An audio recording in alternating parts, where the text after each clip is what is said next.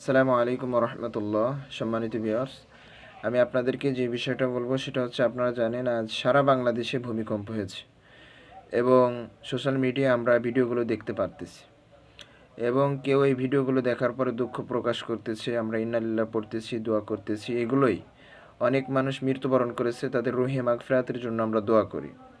সব কিছু মিলেই আমরা দুঃখ প্রকাশ করি। তো দেখবেন এর ভিতর দিয়ে অনলাইনে কিছু ভিডিও আপনারা দেখবেন এআই দিয়ে করেছে। তো আল্লাহ তাআলার ভয় তাদের কলবের ভিতরে এখনও পর্যন্ত ঢোকে না যে আল্লাহ তাআলার গজব নিয়ে তারা আবার ভিডিও উল্টোটা, মানে আল্লাহ তাআলা যতটুকু দিছে তার থেকে বেশি দেওয়াচ্ছে এআইয়ের মাধ্যমে। মানে এই জাতি কি চায় যে এই ভূমিকম্প এই পরিমাণ হোক? আমি দেখলাম একটা ভিডিও দেখতেছি যে বিল্ডিং আপনার কাঁপতে কাঁপতে ভেঙে পড়তেছে, 5 তলা বিল্ডিং ভিডিওতে দেখাচ্ছে। একটা দেখলাম ঢাকায় মনে হয় যে ওভারব্রিজ ভেঙে ভেঙে মানুষ আর কি তলে পড়ে চাপা পড়ে মারা গেছে।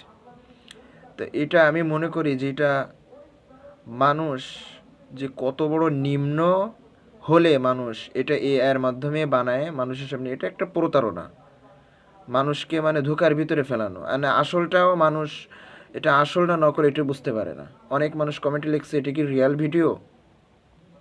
যারা এআইটা বোঝে না, সোশ্যাল মিডিয়া কম বোঝে, অনলাইন জগৎ কম বোঝে, অনেকে বিশ্বাস করতেছে।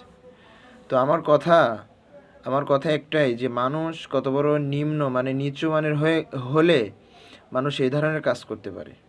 মানুষের উচিত যেটা আসল মূল সত্য সেটা প্রকাশ করুক, সেটা প্রচার করুক, সেটা তো আর বাধা নাই। মানুষ আল্লাহ তাআলার একটা গজব সেটা নিয়েও মানুষ ব্যবসা করতে চায়। মানে এগুলো দিলে তার ফলোয়ার বাড়বে, তার সাবস্ক্রাইবার বাড়বে, তার লাইক আসবে, কমেন্ট করবে মানুষ। এইগুলো মানে আল্লাহ তাআলার গজব নিয়েও মানুষ আজ ব্যবসা করতেছে। মানুষ যে কত নিম্ন চলে গেলে মানুষ এই কাজগুলো করতে পারে।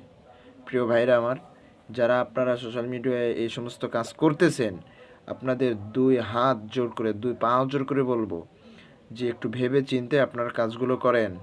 আপনাদের এটি কিন্তু একটা অন্যায়, মানুষের সাথে প্রতারণা করা। এগুলো ছাড়েন। আপনারা যারা মৃত্যুবরণ করেছে তাদের রুহে মাগফিরাতের জন্য দোয়া করেন। আল্লাহ তাআলা যেন তাদের শহীদে মৃত্যু দান করে।